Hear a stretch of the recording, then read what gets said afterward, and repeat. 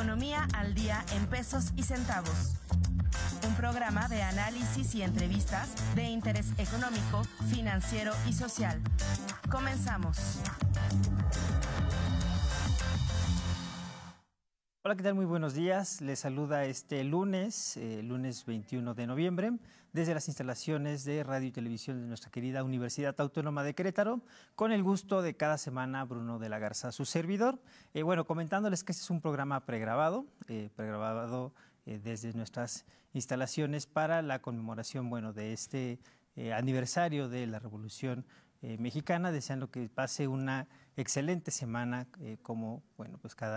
cada semana del año. Esta semana tenemos algunas noticias relevantes en cuanto a los indicadores económicos. Recordemos que hemos estado revisando algunos de los principales indicadores de coyuntura que afectan a nuestra economía nacional, pero a nuestra economía personal de forma directa. Recordemos que tenemos niveles de inflaciones que ya se empiezan a moderar, pero todavía sobre el nivel de 8%. Tenemos una tasa de tipo de cambio por debajo de los 20 pesos por dólar que se ha mantenido a lo largo de los últimos días, y además tenemos una tasa de inflación que ha sido afectada por esta tasa de interés máxima en niveles históricos del 10%, y esperando tener una revisión todavía para finales del año con un incremento marginal para superar todavía este nivel para este último mes del año y tal vez para el primer trimestre de 2023. Bueno, esto lo estaremos viendo en función de cómo se desempeña nuestra economía nacional en los próximos meses. Tenemos algunas noticias con las cuales abrir la semana. La Secretaría de Trabajo y Previsión Social publica nuevos criterios para el sector hotelero en materia de outsourcing. Esto en relación, a revisar que se estén cumpliendo con las normativas, por lo cual se estará restringiendo o volviendo un poco más estricta en función a lo que ya se había especificado en una primera edición de esta limitante para el sector empresarial en general para la cuestión del outsourcing.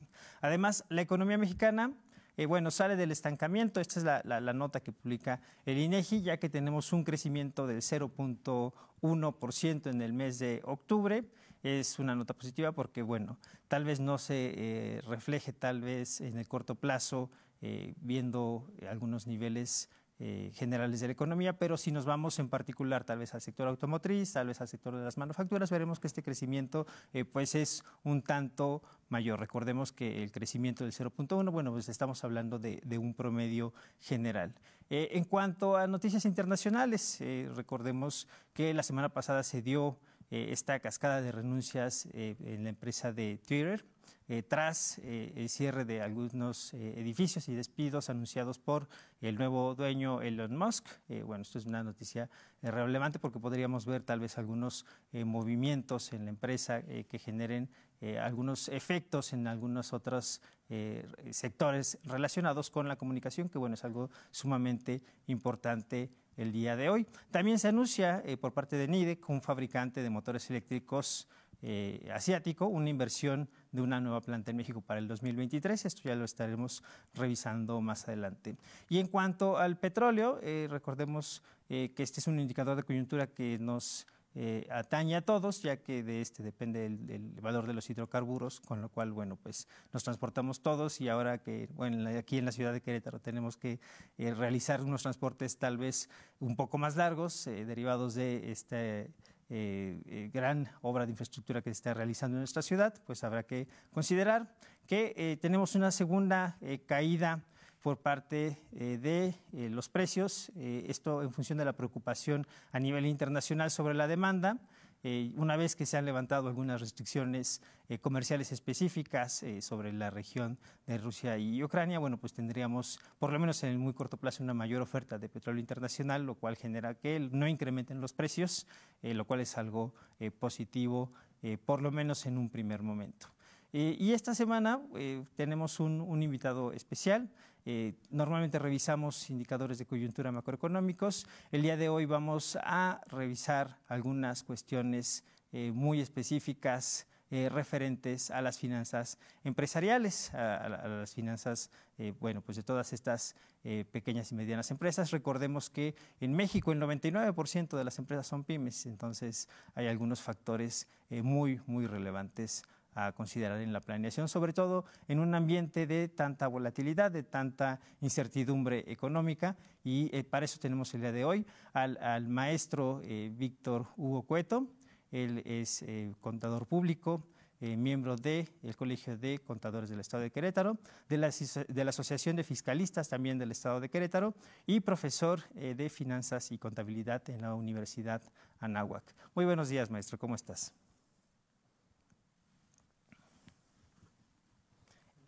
Excelente, maestro. ¿Qué tal? ¿Qué tal? Muy por allá días, te escuchamos mejor. El día de hoy vamos a hablar sobre un tema pues relevante para todos, que tiene que ver con la contabilidad, que tiene que ver con los costos, con la planeación de corto, mediano y largo plazo. Bueno, pues para comenzar nos gustaría preguntarte, maestro, ¿qué es la contabilidad de costos?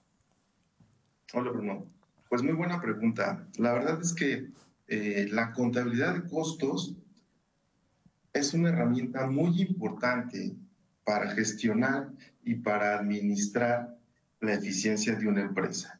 Recordemos que a veces perdemos de vista esta palabra de los costos. Realmente es muy compleja, pero si nos vamos a analizar, por ejemplo, las grandes empresas, los grandes corporativos, que, por ejemplo, la empresa que vende pan, ¿no?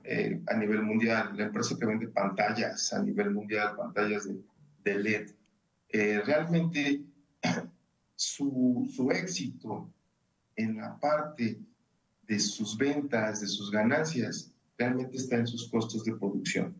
Y entonces ellos cuidan esa parte, los costos de producción que les permita expandirse, que les permita crecer, que les permita estar en todos lados, ¿no? Sus costos de distribución. Y entonces la contabilidad de costos llega a tomar una importancia para establecer objetivos de a dónde quiero llegar. La contabilidad de costos nace de la contabilidad administrativa y de la contabilidad financiera. Entonces, realmente, si nosotros nos enfocamos en qué es o cómo administramos nuestros costos, sin duda vamos a llegar a un éxito empresarial. No olvidemos que la palabra costo es cuánto me cuesta producir algo. Claro que sí, maestro. Muy bien, nos estabas hablando de contabilidad administrativa y contabilidad financiera. ¿Cómo podrías tú discernir sobre estas tres contabilidades? Porque tal vez al público en general que nos está escuchando el día de hoy dirá, bueno, pues contabilidad, costos, me suena algo muy parecido. ¿Qué diferencia va a haber entre contabilidad financiera, contabilidad administrativa y contabilidad de costos? Para alguien que no sea experto como tú en la materia, ¿cómo le podrías comentar esta diferencia entre ellas? Sí, realmente en términos muy sencillos, la contabilidad financiera es normada o regulada por normas de información financiera. Es decir, la contabilidad financiera muestra los estados financieros de una empresa. Háblese de un balance general, háblese de un estado de resultados. Son todo el registro de esas operaciones. La contabilidad administrativa es la parte interna de una empresa. La contabilidad financiera es externa, contabilidad administrativa es la parte interna donde se llevan todas las políticas, los procedimientos, de cuáles son, digamos, las políticas para comprar materiales, las políticas para otorgar algún crédito, toda la parte legal, fiscal. Esa parte es como la contabilidad administrativa. Los entregables que nacen de estas dos fusionadas se llaman contabilidad de costos. ¿Y qué son? Realmente es un proceso interno, es una información interna donde nosotros tenemos que evaluar, registrar, predeterminar y analizar. Antes de echar a andar algún producto, tenemos que evaluarlo a través de los costos. ¿Qué materiales puedo comprar? ¿Cuál va a ser la mano de obra que tengo que pagar? ¿Necesito tener alguna planta? ¿Necesito pagar renta? Entonces, de allí es que donde empieza toda la parte de los costos. Tenemos que ir identificando cuáles son esos costos, cuáles son mis costos fijos, cuáles son mis costos variables. Tenemos que revisar si tengo costos directos, si tengo costos indirectos.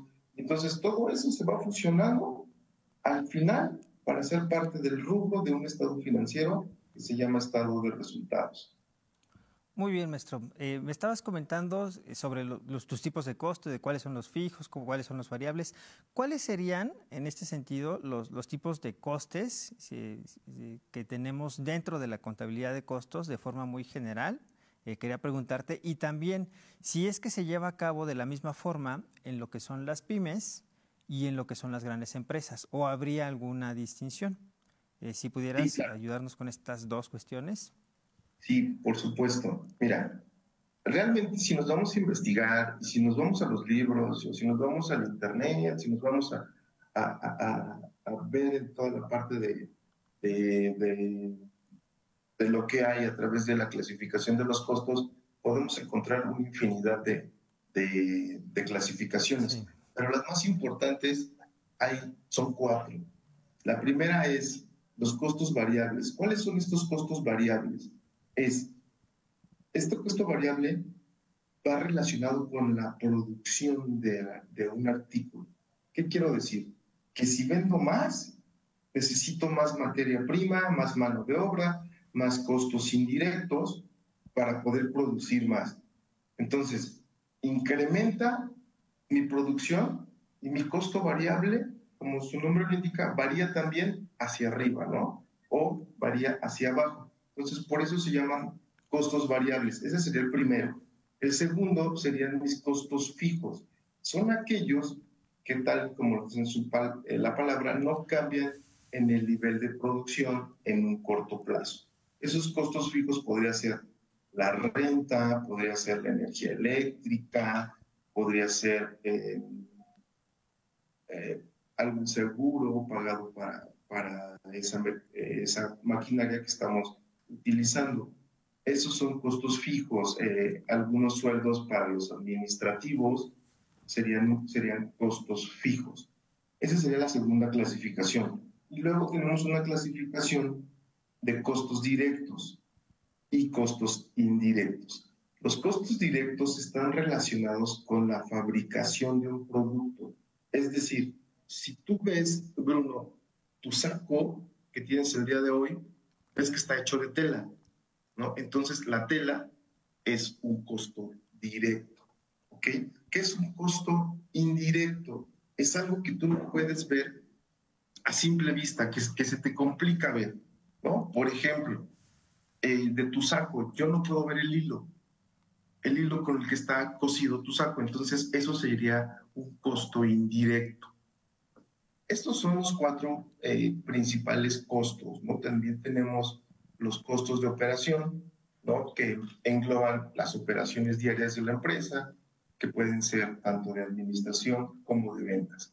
Pero los que no debemos de descuidar, muchas veces descuidamos los costos directos o indirectos, o muchas veces descuidamos los costos variables y los costos fijos. La segunda pregunta que me decías es, ¿realmente es lo mismo para las pymes? Tanto para las grandes empresas como para las pymes, realmente es lo mismo. Es tomar una decisión inteligente, es tener creatividad de cómo necesito registrar mis costos, qué necesito hacer para que mis costos no se eleven. Es decir, te voy a poner la comparación entre la empresa que vende pan a nivel internacional, esta empresa, este monstruo que vende rebanadas de pan con productos de trigo altos en fibra, mineralizados, esta empresa que está en todos lados, que está en todos los pueblitos, que está en todas las esquinas, que las tenemos a la vuelta, ¿no? Su éxito es porque cuida sus costos de producción, porque cuida sus costos fijos. Y lo vamos a comparar con una pyme, con aquella persona que tiene una panadería en un pueblito. Probablemente el pan va a ser hasta mucho más rico del pan que comemos en un sándwich o del pan que comemos en este tipo de panaderías mucho más grandes, ¿no? Pero la panadería del pueblito también tiene esa competencia, porque dices, estás en una esquina fabricando pan y tienes que cuidar tu costo de la harina. Tienes que saber cuánto necesito comprar de materiales, cuánto necesito comprar de harina.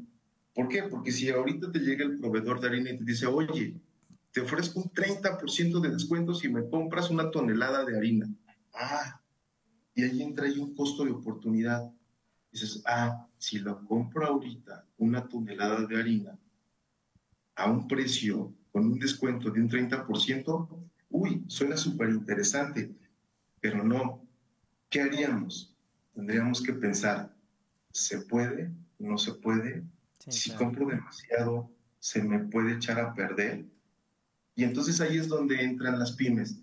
Necesitamos saber cuál es el punto exacto y tenemos como herramientas dentro de los costos, como por decir, el punto de equilibrio. ¿Cuánto tengo que vender para no perder ni ganar?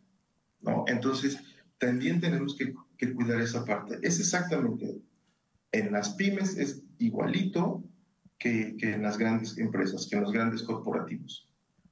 Muchas gracias, maestro. Sí, en este sentido, bueno, pues entre más va creciendo la organización, pues tal vez se va volviendo más compleja, pero en el mismo sentido. No sería tal vez hacer algo distinto, sino hacer lo mismo, solamente a gran escala. Y es muy bueno el ejemplo que nos comentas, el de la panadería. El decir, bueno, pues es un muy buen descuento, este descuento del 30%, pero ¿qué voy a hacer yo con 700 kilos si tengo una panadería de la esquina donde saco pues pan 1 o 2 veces al día para la gente que vive cerca de mi puesto de trabajo? Estoy completamente de acuerdo. En este mismo sentido, bueno, queríamos abordar otro tema, el de la planeación fiscal. Aquí en el programa hemos hablado mucho de la planeación fiscal en materia de política fiscal. Es decir, bueno, la parte fiscal habla de los impuestos, cuáles son los ingresos del Estado, pues en la actualidad son principalmente los impuestos, después los aprovechamientos, después los derechos. En algún momento en la historia de México, bueno, llegaron a ser más los aprovechamientos por la venta de petróleo. En la actualidad no es así. En la actualidad tiramos un poquito más de la parte fiscal. Hemos visto a través del desarrollo de la actual administración que hemos tenido alguna turbulencia económica internacional, llámese pandemia, llámese ruptura de las cadenas de producción o de cualquier otro índole como el conflicto internacional bélico que estamos viendo en Rusia y Ucrania. Pese a ello, hemos visto que año tras año tenemos un superávit fiscal en México, ¿no? Presupuestamos captar 5 pesos y estamos captando 6, ¿no? Entonces algo se está haciendo por lo menos de una forma correcta, visto desde la administración pública, porque se está consiguiendo los ingresos necesarios para llevar a cabo toda su función productiva. Esto en cuanto a las finanzas del Estado. Pero me gustaría que nos hablaras de lo que es el concepto y la importancia de la planeación fiscal en la empresa, que bueno, va de la mano con la parte que nos vienes comentando de los costos, de la planeación estratégica. Esto sigue siendo parte de la planeación estratégica, la contabilidad de costos, independientemente de la clasificación, y la parte financiera, pues va muy de la mano de esta planeación fiscal. ¿Qué nos podrías comentar, maestro? Sí, claro, sin duda. Los costos no están peleados con la parte de la parte tributaria, porque cuando nosotros queremos vender, queremos costear, necesitamos ponerle un margen de utilidad y necesitamos ponerle un precio de venta. Y entonces, para poder hacer y calcular, ya produje algo, pero ahora lo quiero vender y quiero una utilidad. Entonces, a esa suma de lo que yo quiero, necesito sumarle mis costos fijos, necesito sumarle mis tasas tributarias, necesito sumarle la utilidad deseada. Y entonces todo eso es un cúmulo de sumar carga tributaria, utilidad deseada, me va a determinar mi precio de venta, ¿no? Y al terminar con ese precio de venta, pues se va a mis ventas. Y al momento de vender, ¿qué tengo? Tengo ingresos. Y al momento de ser un ingreso, pues ¿qué tengo? Una base para pagar impuestos, una carga tributaria. Entonces, de allí nace la planeación fiscal, que básicamente el concepto de planeación fiscal consiste en optimizar dichos dicha carga tributaria. Planeación fiscal, sencillo, quiero pagar sin estar fuera de la ley, menos impuestos. Y entonces todas las empresas están tratando de cumplir sus obligaciones fiscales siempre y cuando con la condición de tratar de pagar un poco de menos esa carga tributaria. Esa planeación fiscal, pues realmente tiene que ser a la medida de cada empresa, de cada pyme, de cada organización, de cada persona, ¿no? Eso es como decir, haz esto. Se tiene que analizar, se tiene que ver sus obligaciones fiscales, se tiene que ver estados financieros, se tiene que ver en qué régimen está dado de alta una pyme. Tenemos varios regímenes en los cuales podemos tributar. Entonces, a partir de eso se puede hacer una planeación fiscal. Por ejemplo, en este año entró la parte del reciclo, ¿no? Entonces, para personas con actividades empresariales podrían cambiarse a la parte de reciclo y la tasa de impuestos en reciclo es mucho menor a que si la calculamos con actividades empresariales. Igual, servicios profesionales, donde antes la tasa era mayor, si nos cambiamos a reciclo, la tasa es mucho menor, de un 1% a un 2.5%, hace que tú pagues menos impuestos, que tu carga tributaria sea menor.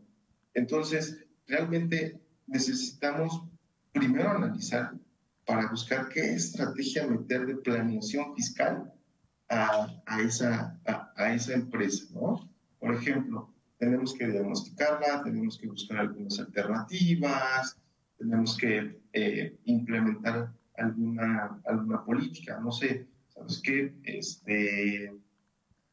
Si pagas de contado, probablemente puede ser algún aspecto no deducible, ¿no?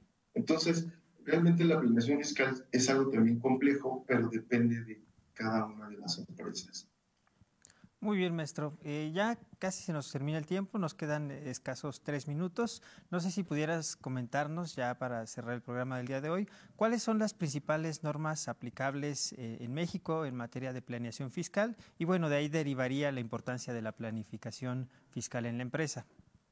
Sí, sin duda.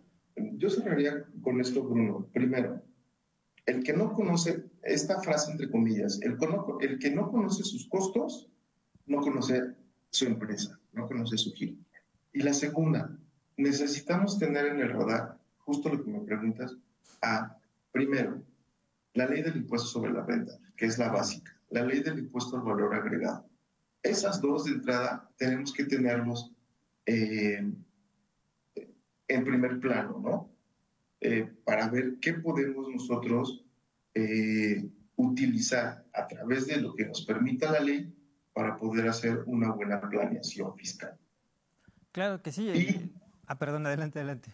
No, y digo, no perder de vista que hay estímulos fiscales como la disminución de la PTU, hay deducciones personales, hay algunos pagos de impuestos en parcialidades, hay una parte de un pago en diferido, podemos hacer acuerdos conclusivos, está la PRODECON, podemos ir viendo la forma de pagar menos impuestos, pero siempre y cuando lo más importante es tener todo en regla.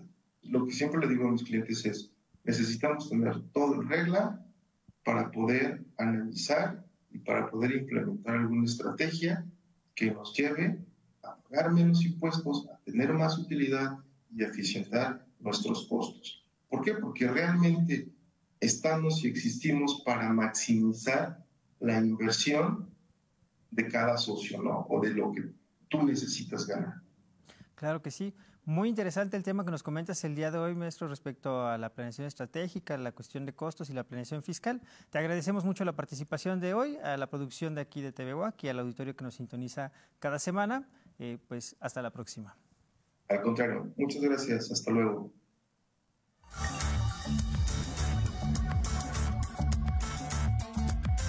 Gracias por sintonizarnos. Te esperamos en nuestra siguiente emisión. Hasta la próxima.